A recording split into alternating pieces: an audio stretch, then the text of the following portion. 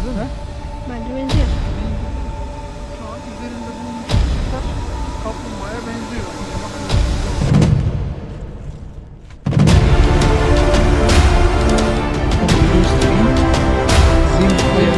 Bir de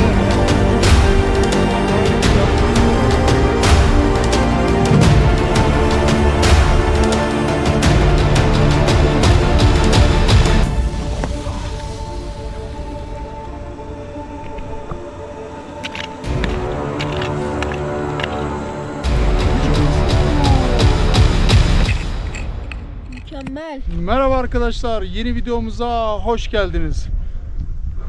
Merhaba arkadaşlar, yeni maceraya hoş geldiniz. İyi seyirler. Evet, Küçük Vadi ile birlikte yine bugün ne yapıyoruz arkadaşlar? Maceralara atıldık. Güzel bir bölgeye geldik yine. Geçen biliyorsunuz güzel bir işaret yakalamıştık.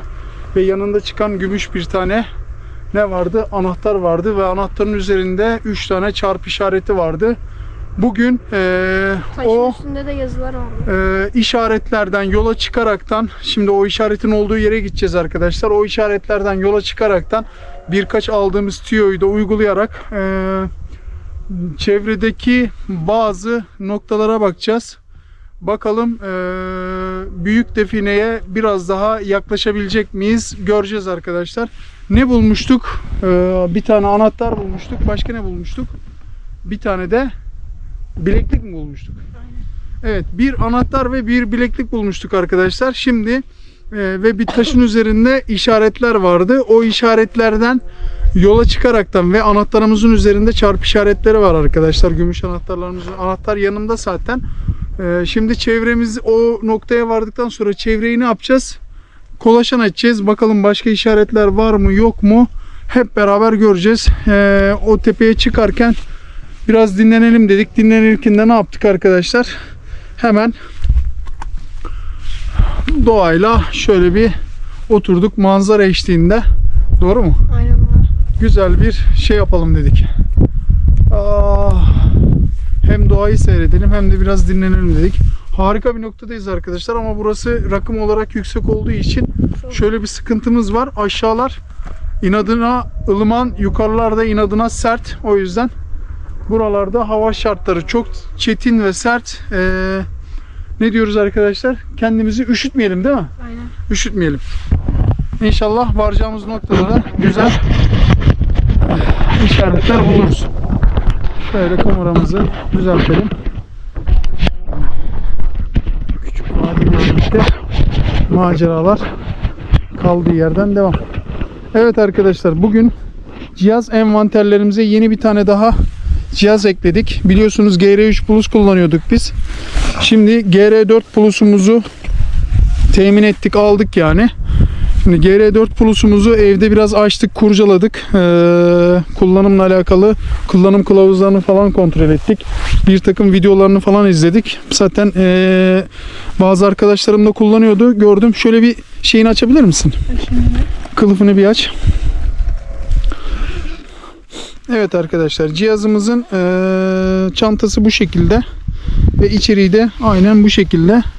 GR4 Plus içinden bir adet başlık, ana materyal ve şarj cihazları ve kullanım kılavuzları ve garanti belgeleri olmak şartıyla bu tarz evraklar çıkıyor. Güzel bir cihaz. GR3'ümüzü rafa kaldırdık bir müddet. GR4'ten devam edeceğiz çünkü biraz daha gelişmiş bir cihaz. Hem portatif olarak kullanımı kolay hem de gelişmiş bir cihaz. Nasıl bir gelişmiş cihaz arkadaşlar? Şunu bir çıkarabilir misin? Evet, şu kağıdımızın arkasında bir ekranımız var arkadaşlar. Telefon olmadan da bu cihazı kullanabiliyoruz. Eğer daha geniş, daha çaplı, daha büyük ekranda görmek istiyorsanız ne yapıyorsunuz? Bu ekrandan çıkmak için telefonda programını indiriyorsunuz. Bluetooth yoluyla bağlanıyorsunuz. Bu ekran telefona yansıyor. Buradaki sadece ekran olarak kalıyor ve telefondan GR3 Plus gibi aynı onun modunda bir izlenim elde edebiliyorsunuz. Hem grafiksel olarak hem canlı tarama olarak hem de pointer olarak. Ekran, doğru mu? Açabilirsin, sıkıntı yok. Şöyle bir ekranımız var arkadaşlar. Ufak bir ekranımız var. Şöyle açıldığı zaman Açık mı? Evet, şu şekilde açılıyor.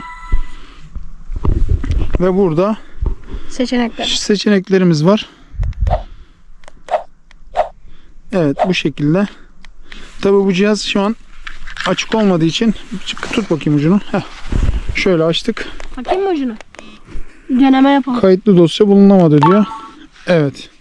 Onu takmamız gerekiyor ama gittiğimiz yerde takalım. Gittiğimiz yerde de gösteririz. Şimdilik kapatalım. Sadece cihazımızı dinlenirken de ufak çaplı bir göstermek istedim. Sen onu topla. Anlaştık mı? Anlaştık. Evet, envanterimize yeni cihazlar katmaya devam ediyoruz. Arkadaşlar, imkanlarımız çerçevesinde, yaptığımız işler çerçevesinde daha profesyonel olabilmek için son çıkan cihazlarımızı da alıyoruz ve yapmış olduğumuz keşiflere ve bulmuş olduğumuz definelere daha çok fayda sağlayabilmek adına, daha nokta atışı işler yapabilmek adına cihazlarımızı ne yapıyoruz? Genişletiyoruz. Envanterimizi genişletiyoruz. Şimdi ne yaptık arkadaşlar? Model 15 ile başlamıştık. Model 16'ya geçtik. Çünkü Model 16 daha gelişmiş bir cihazdı alan tarama olarak. GR3 Plus'tan başladık. Yeraltı görüntüleme olarak ne yapıyoruz? GR4 Plus'a geçtik arkadaşlar. GR4 Plus daha gelişkin, portatif ve kullanımı kolay olduğu için dedektör olarak da Aziz K37'den memnun olduğum için Aziz K37'yi kullanıyorum. K37'nin gelişmişi çıkarsa onu da almayı planlıyorum. Bunları da size söylüyorum arkadaşlar. Şöyle ufak çaplı da bir şöyle tut kamerayı. Aynen. Ufak çaplı çekilişlerine bahsedelim arkadaşlar. Çekilişi önümüzdeki aylarda organize etmeyi düşünüyorum. Önümüzdeki ay derken 1. veya 2. ayda organize etmeyi düşünüyorum. Cihazlar alacağım. Çekiliş tarihini belirleyeceğim. Yayınlayacağım. Ama sizden ricam şu arkadaşlar. Çekiliş için şimdiden ne yapıyorsunuz? Hazır. Kanalımıza abone oluyorsunuz. Videoların altına yorumlarınızı atıyorsunuz. Çünkü şöyle diyoruz. Ne kadar çok yorumu olan olursa şansı o kadar çok artıyor. Her videonun altına yorum atmak, beğeni atmak, izlemek ve abone olmak bizim için çekiliş şartları. Çekiliş videomuzu yayınlamadan önce bu altyapıyı oluşturmanızı önemli rica ediyorum. Sizleri seviyorum. İnşallah şimdi güzel bir keşif için yukarı çıkacağız. Yukarı çıktığımızda tekrar görüşeceğiz arkadaşlar. Tekrar merhaba arkadaşlar. Güzel bir noktaya geçen hafta gelmiştik. Burada güzel bir malzeme bulmuştuk. Videomuzun başında da söylediğimiz gibi bu noktaya tekrar geleceğimizi ve bu noktada bu işarete istinaden bazı yerlere bakmamız gerektiğini söylemiştim. Şimdi geçen hafta gelip de açtığımız noktaya geldik arkadaşlar. Şöyle taşımızın üzerinde işaretlerimiz vardı. Bakın şurada en belirgin işaretler. Birincisi şu şekilde üçgen şeklinde bir işaretimiz var ve şurada rakamlar vardı arkadaşlar. Ve burada bir tane ne çıkmıştı? Bir tane anahtar çıkmıştı. Gümüş anahtar çıkmıştı. Anahtarın üzerinde de işaretler vardı. O işaretler ve buradaki işaretleri istinaden burada etraflıca arkadaşlar daha uzman olan kişiler tarafından almış olduğumuz bilgiye göre etrafında 10 veya 15 adım çevreleyen noktalarda da malzeme olma ihtimali, daha büyük bir malzeme olma ihtimalinin olduğunu söylemişlerdi. Biz de ona istinaden geldik. Bakalım burada şimdi tekrar bir keşif yapacağız. Cihazlarımızı o gün akşam, yani o gün malzemenin çıktığı gün cihazlarımızı tekrar aktif etmedik burada. Öyle bir hata yaptık. Şimdi bugün geldik. Tekrar aktif edeceğiz. Bakalım güzel bir nokta tekrar yakalayacak mıyız? Yakalamış olduğumuz noktada inşallah güzel sinyaller olacak mı? Hep beraber görelim arkadaşlar. Videomuzun başında da yeni cihazımızı tanıtmışım. O yeni cihazımızı da ilk defa kullanacağım. Bakalım ondaki performansı da sizlerle birlikte test etmiş olacağız. GR3 Plus'tan daha iyi mi? Daha kullanışlı mı? Hep beraber test etmiş olacağız arkadaşlar. Şimdi ne yapıyoruz? Alan taramamızda bu noktadan bir bakmak istiyorum ama alan taramayla bakmadan önce şöyle etraflıca şöyle kayalıklarda işaret var mı yok mu bir dolaşalım istiyorum. Bakalım işaret var mı? Sizlerin de gözüne çarpan bir şeyler olacak mı? Hep beraber görelim arkadaşlar. Şöyle bir 10-15 adım açılıp şöyle zaten işaretimiz burası arkadaşlar. Açtığımız yer orası. 10-15 adım açıldık. Bakalım buralarda bir şeyler var mı yok mu hep beraber görelim. Senin de gözüne çarpan bir şeyler olursa bana işaret et. Burada yığma bir kısım var arkadaşlar ama burada sinyal alır mıyız almaz mıyız endişeliyim. İnşallah güzel bir noktadan sinyal alırız tekrar.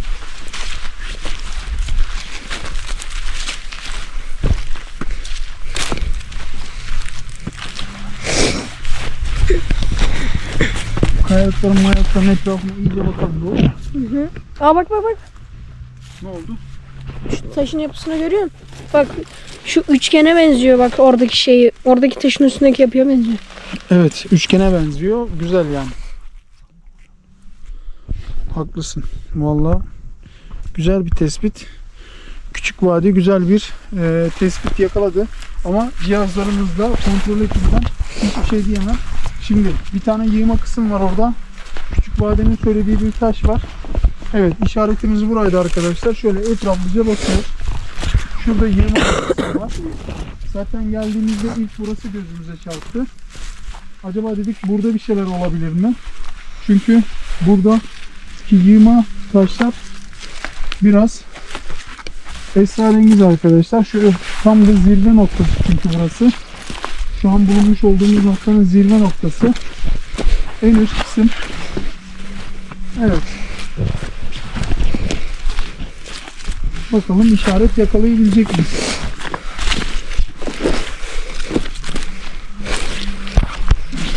Şurası nasıl? Bana burası biraz daha, bak şu alttaki taşlar esrarengiz geldi, gördün mü? Aynen. Bak şurada sanki kasa kapağı gibi duruyor değil mi? Aynen. Sanki burada bir şeyler çıkacakmış gibi, varmış gibi bir hissiyat var bende. Burada. Olma ihtimali olabilir mi? Bak. Birinci ve ikinci kasa kapakları gibi duruyor. Bak şu taşlarda da siyahlanma var. Bak burada da siyahlanma var. Burada da siyahlanma var. Doğru mu? Aynen. Evet. Biraz çömel, tam karşıdan al. Bakalım. Gördün mü? Aynen gördüm. 1 ve 2. Bak şuradaki birleşenle buradaki birleşen hemen hemen kasa kapağını anımsatıyor değil mi? Aynen. Evet. Bir tane işaret bulduk arkadaşlar.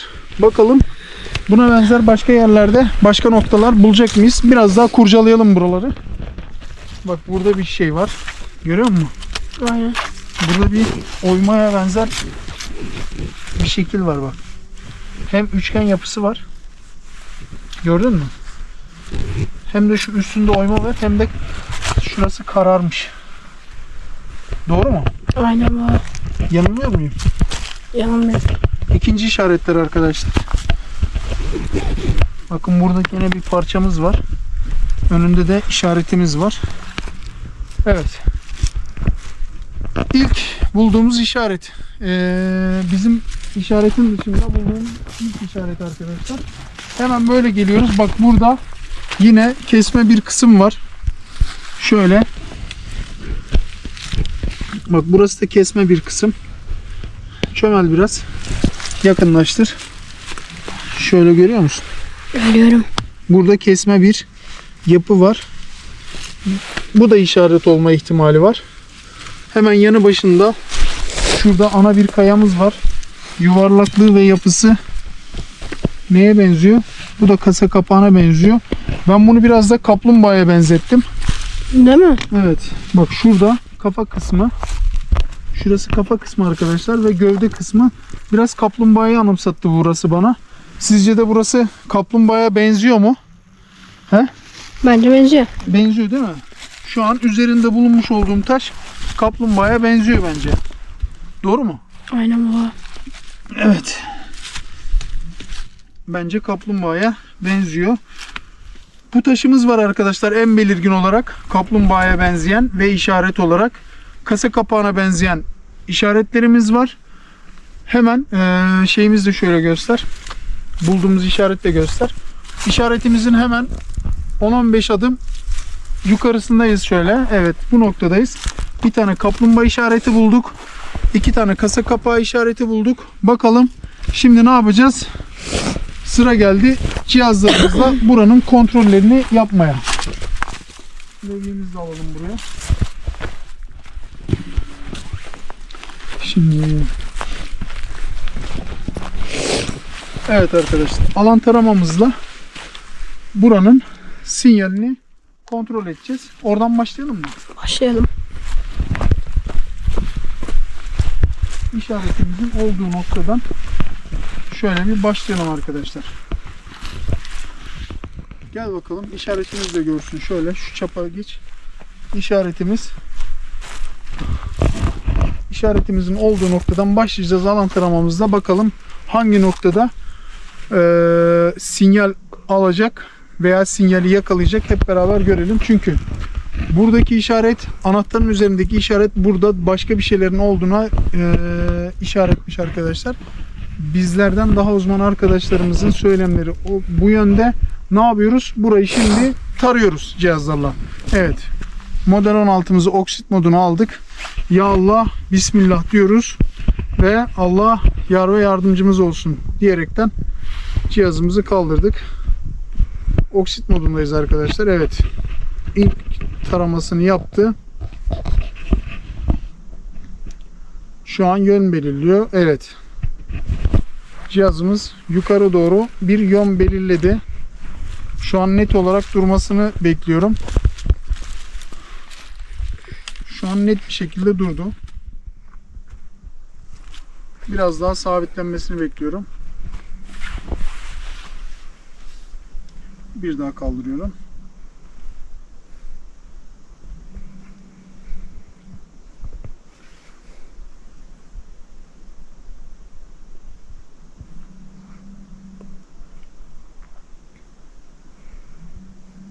Evet, şu an seni gösteriyor. Sana doğru yavaş yavaş gidelim bakalım.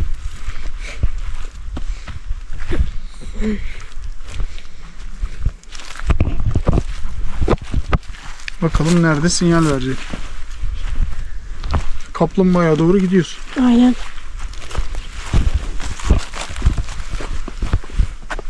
Evet, yema kısmına geldik. Yavaşladık. Bakalım sinyali hangi noktada alacağız.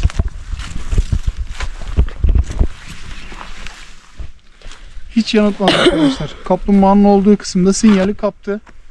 Görüyorsunuz, harika bir sinyal aldı. Sabitliyorum cihazımı. Şu an yerde sabit, elim de sabit arkadaşlar. Bakın. Cihaz inanılmaz tepki veriyor. Evet. Hemen değerli modunu alıyoruz. Oksit modunda güzel bir. Şu an değerlideyiz. Bakalım değerli de nasıl tepkime verecek.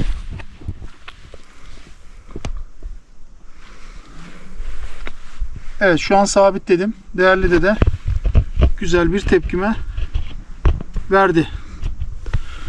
Evet, alan taramamızdan ilk sinyallerimizi aldık.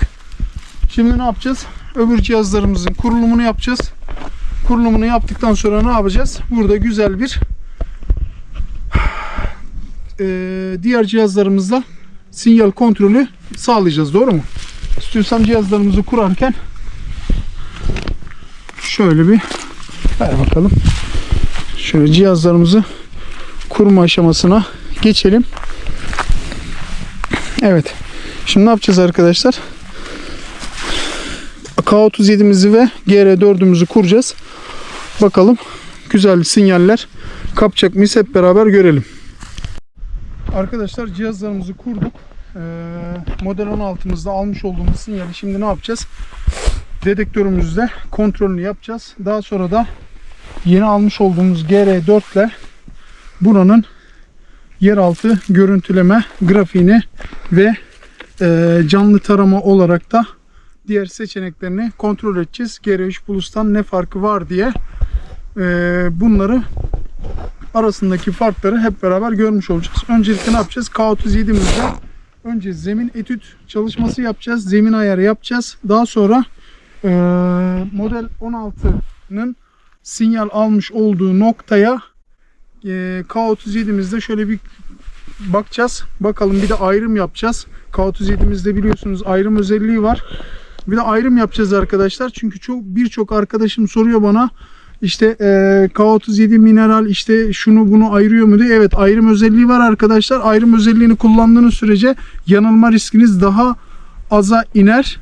Bunu tekrar belirtiyorum. Şimdi zemin çalışmasını yapacağız. Zemin ayarını yapacağız. Daha sonra da sinyalimize bakacağız. Gel bakalım şöyle zemin ayarını şöyle bir açık alanda bir yapalım.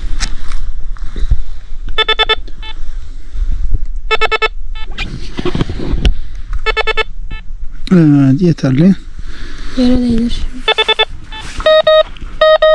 Evet. Zemin ayarımız tamam arkadaşlar. Şöyle de göstereyim. Zemin ayarı tamam diyor. Şimdi gün ışımasından dolayı şöyle elimizde kapattık, gördük. Onay tuşumuza bastık. Evet, şöyle taraya gidelim bakalım.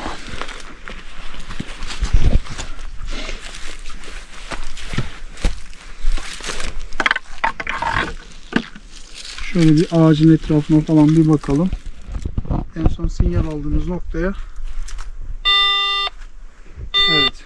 Kaplumbağa şeklindeki taşımızın üzerinde sinyali aldı arkadaşlar. Bakın. Yüzde kaç? 53. 53'lük bir değerle, 63. hatta yavaş yavaş da çıkıyor bak. Yüzde 85. 90. 90'a kadar çıktı. Yüzde 90'lık. Evet. Tamam. Ayrım yapıyorum.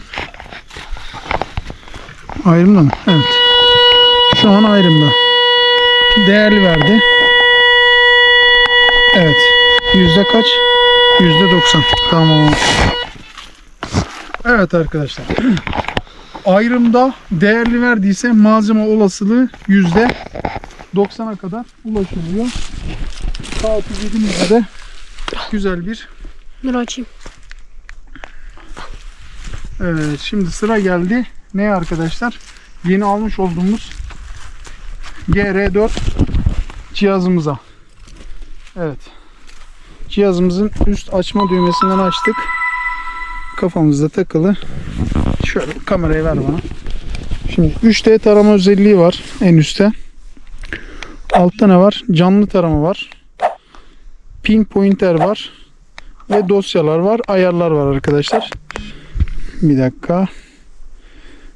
Tamam.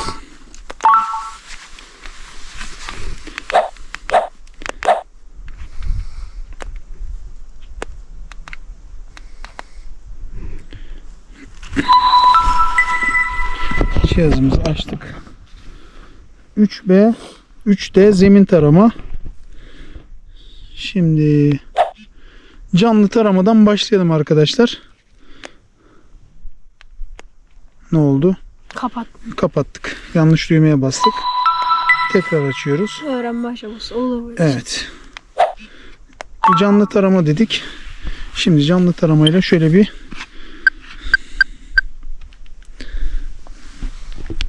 evet. Telefon olmadan da kullanma özelliği var arkadaşlar. Ayağını çek bakalım. Kayamızın üst tarafında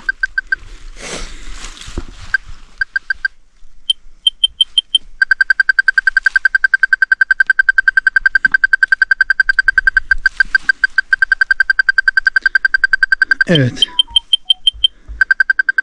Şöyle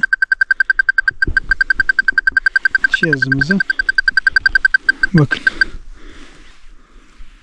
Sinyal gelinen noktaya ne yapıyor? Hassasiyeti biraz genişletiyorum.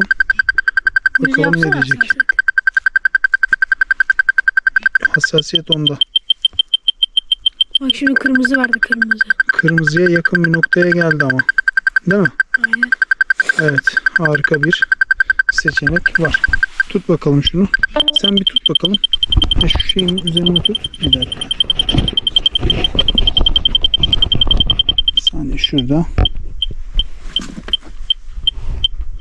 Bıraksana bana.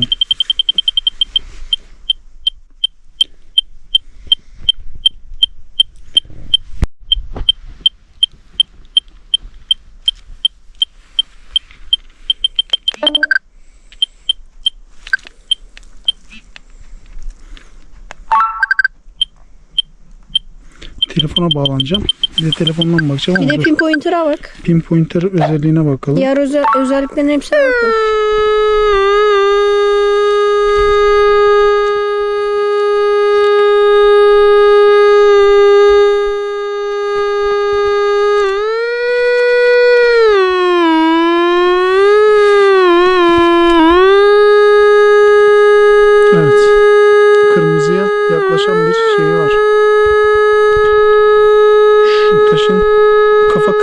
ilk gelen kısımda bak. Bak görüyor musun?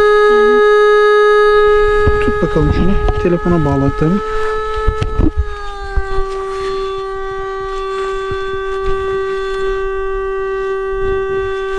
Çık şimdi.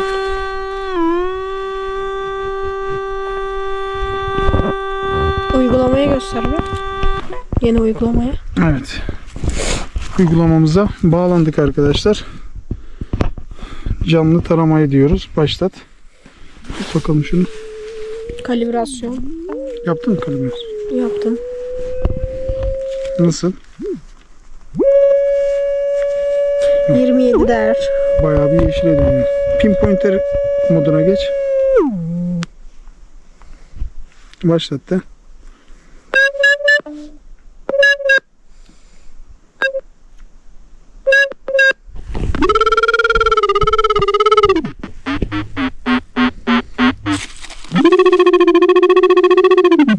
Şu eşiği biraz yükseltsek mi ya? Niye? Şu eşiği biraz az gibi geldi gözüme.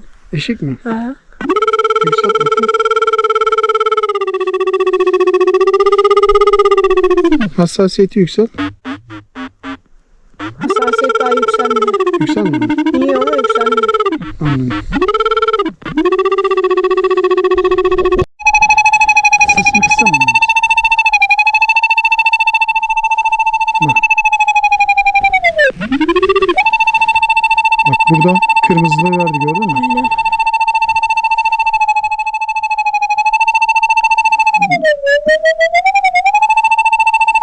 Kayanın üstünde var bir şeyler. Çık bakalım şeye gir.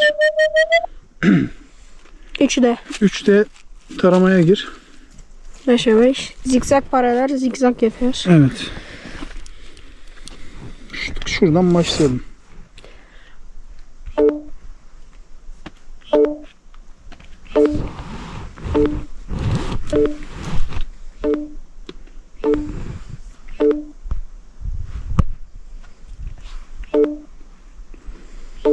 Güzel bir cihaza benziyor değil mi? Aynen.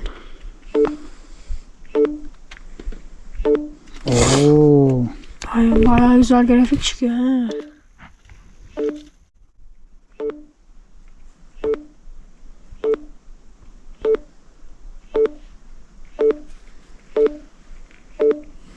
Kaydet bak oğlum. Dur bakalım. Hoppa. Kaydet. Kaydet. Oo. Bak aşağıda değerleri veriyor. %16'sı kırmızıymış. Evet. En fazla mavi var. Derinlik. Genel derinlik. Derinlik. 14 santim. 14.40. Vay, iyi derinlik vermiş ha. Bakalım. Ölçüm modu. Neymiş? Toplam uzunluk. Akıllı tarama. Başlat Akıllı bakayım. tarama analizi. Başlat bakalım dedik. Şöyle bir Şu an analiz aşağıda yapıyor. dönüyor. Discovery bu tarama için verimli rapor oluşturamadı. Tarama boşluk toprak yapısına sahip bir alanda gerçekleştirilmiş sağlıklı bir tarama için daha fazla adım sayısı kullanılmalı. Yetersiz toplam veri sayısı daha büyük bir tarama yapınız diyor. Ya daha büyük alanları şey yaptığında daha büyük alanlarda ya mesela veri şeyli tabanını da Aynen. sana bildiriyor değil mi? 150'ye 150 yaptın diyelim, böyle nerede malzeme var özellikle şey yapma diyor. Bunu aç diyor, o zaman yapayım diyor. Bunu sen kendin yap diyor. Derinlik analizi. Beni uğraştırma diyor. Bak, derinlik analizine girdi. Toprak diyor. Derinlik 1 metre Yok. 3 santim. Yok. Toprak diyor bak. 153.6 toprak değeri vermiş. Değer derinlik 1.3 Santim toprak tipi nasıl? nötr. Toprak seç diyor. Bakalım. Ha. Ha, Seçtiğin toprağı burada- Taşlık. Çok mineralli. Karlı, donmuş su. Vay, burada bak daha farklı özellikler var. Alüminyum, beton. Nötr, Beton kumlu, seçelim. kirli, az mineral, çok mineral, taşlık. Taşlık dedik oğlum. Hadi bakalım, taşlık dedik. Seçtik, tamam. Tamam çık. Anladım. Güzel. Cihazı yavaş yavaş çözeceğiz arkadaşlar. Şimdilik cihazımızda güzel bir sonuç aldık. Alan taramamızın ve K37'mizin vermiş olduğu sinyale Bir dakika. istinaden harika bir sinyal aldık. Ne? Bunun ekranından da bir canlı 3D yapak mı? 3'te mi? Ha. Bir onunla Şeyden deneyelim. Bluetooth'tan çıkmam lazım ama. Bluetooth'tan çık. Bakalım bunda acaba telefonda farklı, bunda farklı değerler mi verecek? Bir dakika. Ona bir bakalım. Çıktın mı? Bir saniye. Bir daha aç kapa yaptım. Tekrar açtım. GR4 3B tarama. Adım 4. Adım bir dakika. Adım 5 sıra yön sağ sol paralel Zikzak. zikzak manuel. Evet. Başta dedik. Bakalım. 1 2 3 4 5 geç 1 2 3 4 5 geç dedik 1 2 3 4 5 geç dedik 1 2 3 4 5 geç dedik. Sonraki sıraya geç. Tamam, bitti herhalde. Ha, yap. Devam. Şöyle 1 2 3 4 5 aç. Tarama tamamlandı. Aç dedik. Oo. Kaydet. Kaydettik. Menü. Menüden dosyalarıma git bakalım. Kaydedilen dosyalara.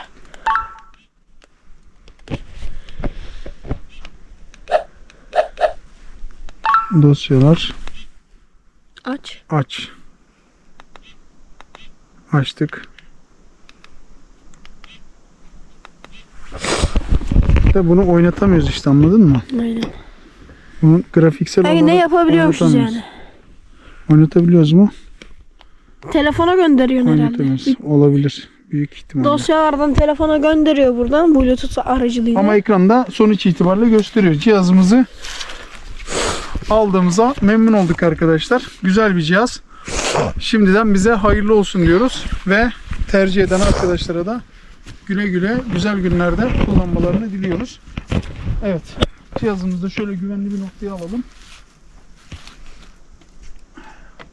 Şimdi eldivenimizi giyelim.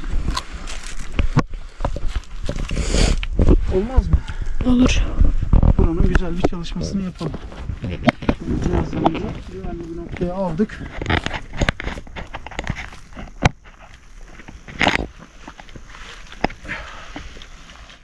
Hava değil mi? Aynen.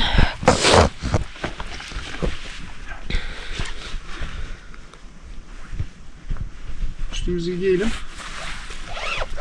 Çalışırken ne yapacağız? Isınırsak çıkartırız. Suyu da getir buraya. Lazım olur. Levyemiz nerede? Aha, o yandı. Levye burada. Hadi bakalım. Şöyle bunu diyelim. Şimdi malzeme, takım taklavatımız hazır. Eldivenlerimizi giyersek hemen işimize koyulacağız. İşaretimizin 10 metre veya 6-7 metre yukarısı arkadaşlar. Bakalım. Bu bölgede büyük bir define olduğuna dair rivayetler vardı. İnşallah o rivayetler doğrultusunda buraya geldik. Güzel malzemeler bulduk ama aklımızdan geçen büyük defineye halen ulaşamadık. Bakalım ulaşacağız inşallah. Şimdi bu kayamız kaplumbağa demiştik. Şeyi versene bana. Kamerayı versene. Biraz daha yakından inceleyerekten bu taşı buradan kaldırmak istiyorum. Sizce de kaplumbağaya benzemiyor mu arkadaşlar? Burası ağız kısmı ve arka kısmı. Üstünde de Şurası yapıştırma gibi. yük olan bir kısmı var. Şöyle. Şu alt taraflarında ne var? Alt taraflarında da arkadaşlar evet şöyle işaretler var. Bak tırtıklı kısımlar da var. Aynen. Doğru mu? Aynen, bak Gördün mü sen? kafa dediğin yer var ya. Şu levyeyi taksana şu aşağıdan. Tak bakayım. Oynuyor mu orada? Oluyor. Oynuyor. Acayip ses çıkıyor lan. Ha. Değil mi? Tut bakalım. Tut, ben şimdi bunun içinden geçerim. Bak şu kafa birleştirme gibi. Ha? Şu Kaplumbağalı. pointeri bir versene, üstünden bir geçelim bakalım. Pointerini. Ver bakayım.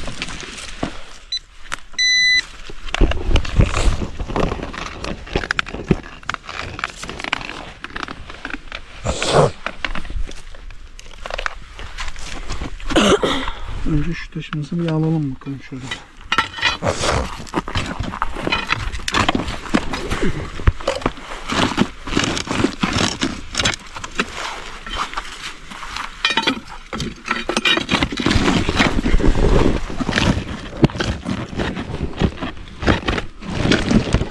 Taş da çıkacak ama büyükçe bir taş.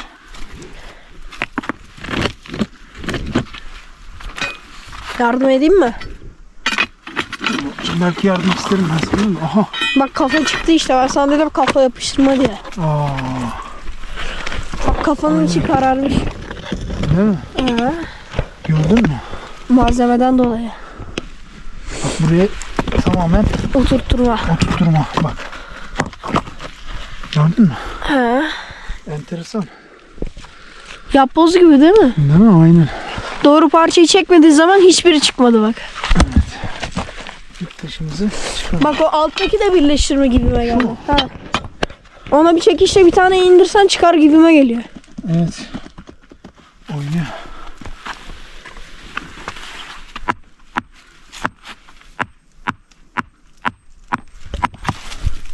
Bak. Dediğin gibi.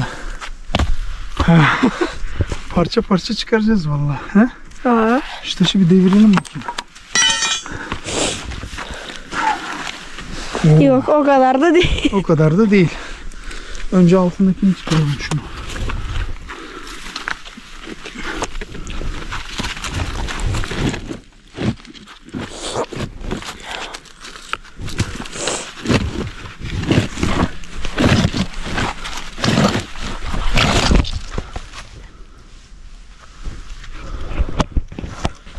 Birisi geliyor.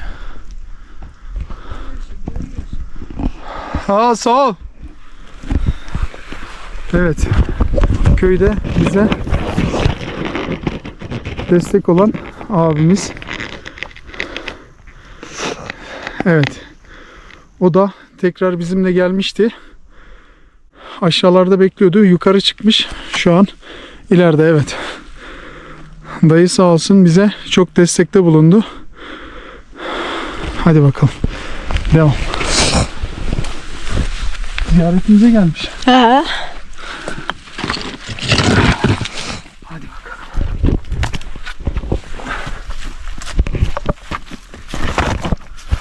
O şöyle söyleyeyim, dayı definelerle alakalı bir takım olaylar yaşamış. O yüzden bu define işlerine pek girmek istemiyor, yanaşmak istemiyor. Tedirgin, korkuyor. Ondan dolayı bize yordam gösteriyor. Ama kendisi yanaşmıyor. Belli tedirginlikleri var. Korkulardan dolayı da biz de fazla üstüne gitmiyoruz. Sağ olsun bizi burada koruyup kolluyor. Yalnız ve bırakma. yordam gösteriyor. Yalnız bırakmıyor. Kendisinden Allah razı olsun diyoruz arkadaşlar. O yüzden Allah herkesi iyi insanlarla karşılaştırmak nasip eylesin diyoruz. Evet.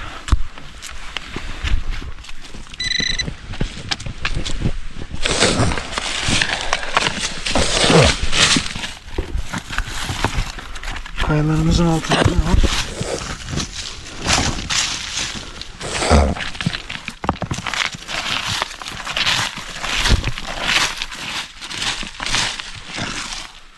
Şimdi bu kayayı kaldıralım. Tamam mı? Bu tarafa doğru alalım. Geliyor mu? Gelmiyor.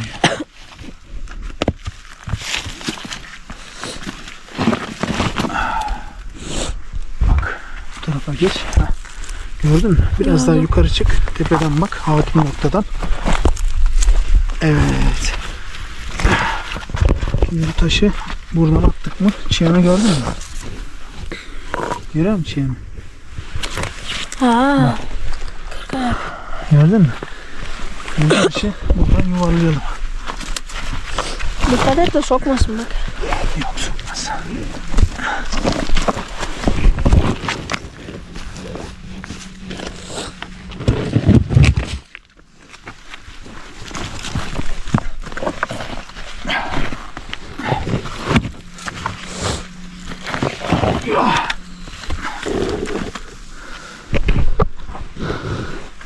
Evet.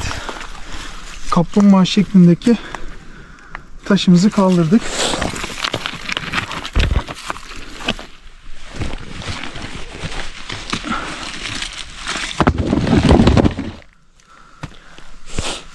Şimdi pointerimiz nerede?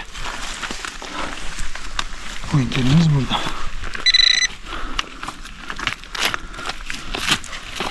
Şu pointeri de bir değiştirmek lazım. Ha. Ha? Şu pointeri de bir değiştirmek lazım. Evet.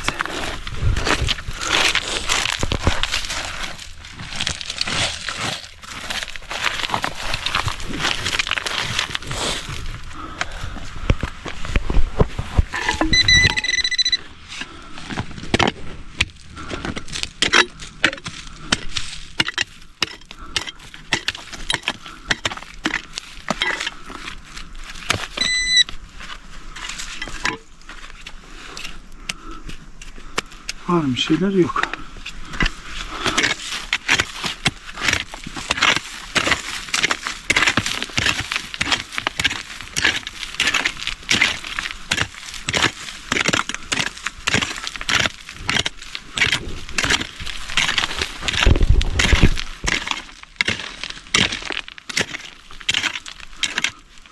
Bayağı da yığma bir kısım var değil mi?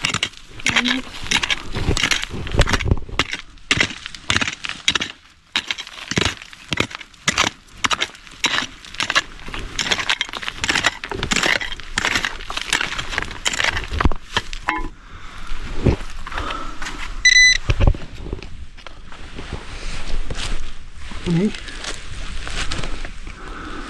Çekirgenin şey. Çıyan yavrusu. Ölmüş mü? Var mı şeyler yok.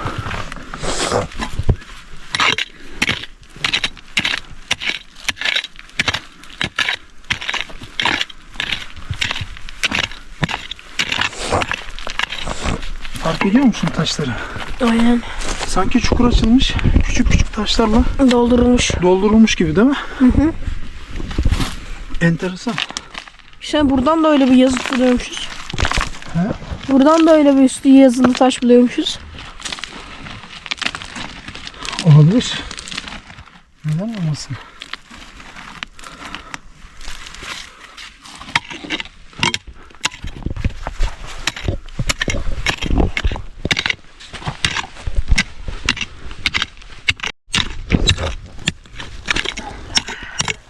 Şu taşta da Hava soğuk değil mi? bayağı soğuk ya. Şurayı biraz genişletelim ha. Hacı, Aynen. ne diyorsun? Olur.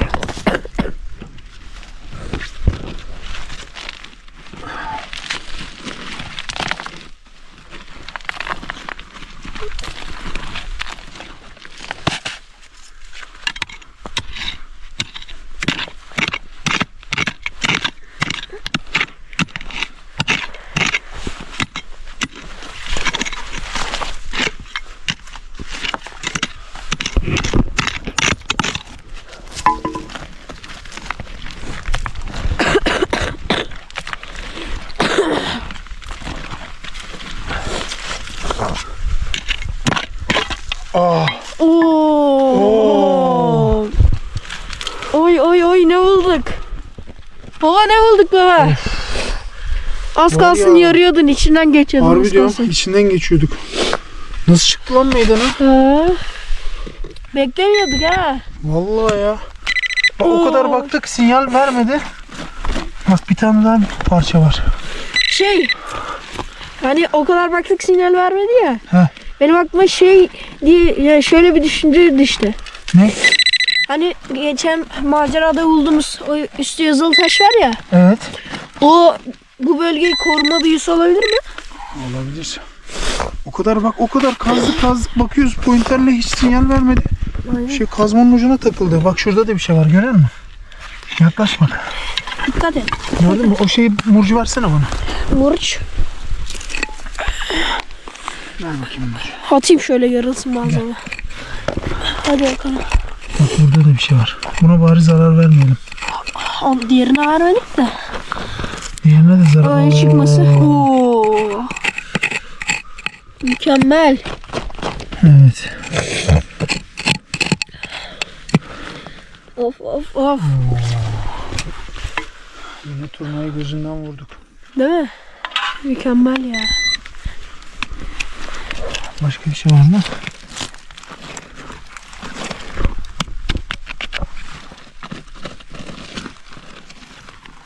Ha? Bence başka bir şey daha. Bir bakalım. Bir açalım bak. Dikkat et. Öyle vurma. Pointer dedektör sinyal vermedi bak. Bir malzeme gelse ucuna yaracaksın. Taş kaldı. Yok, taş geldi. Kapak taşı olabilir mi? Dur, dedektörle bakacağım ben şimdi oraya. Dedektörle bir bakayım şuraya. Şunları çekelim şuradan.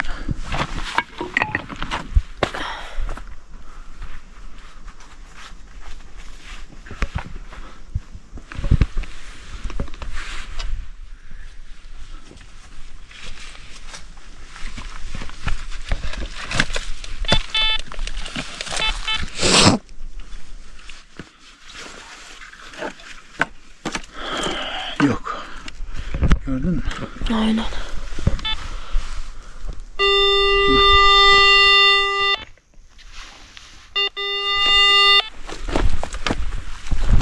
Allah, düşüyordum. Görüyor musun? Sinyal kesildi.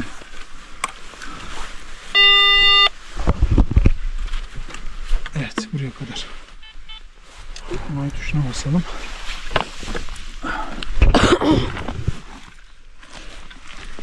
Yaklaş bakalım.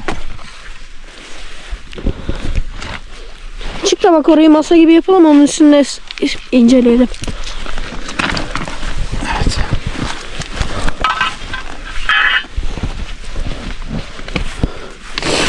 Bak.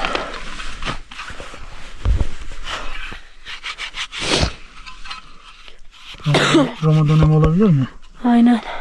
Bence olabilir. Olabilir değil mi? Bence Osmanlı. Ha, şu parça biraz Roma gibi Şu duruyor. şey nerede? Bir dakika. Ne? Gel bakalım. Toprağını bir temizleyelim. Eldiveni vereyim. Eldivenle böyle Yok. şey yap. Oo, değerli taşlar Oo, var. mavi taşa bak. Mor. Mor. Mavi değil. Şu altındaki. Şuralar değil mi? Hı hı. Değerli taşlarla dolu valla.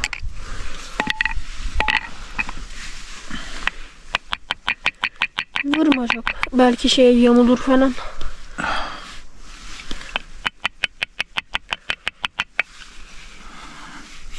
Bayağı da güzel değil mi? Fırçamız nerede bizim? Fırça çantada. Getireyim. Getir bakayım fırçayı. Evet arkadaşlar. Harika. 2 tane parça daha bulduk.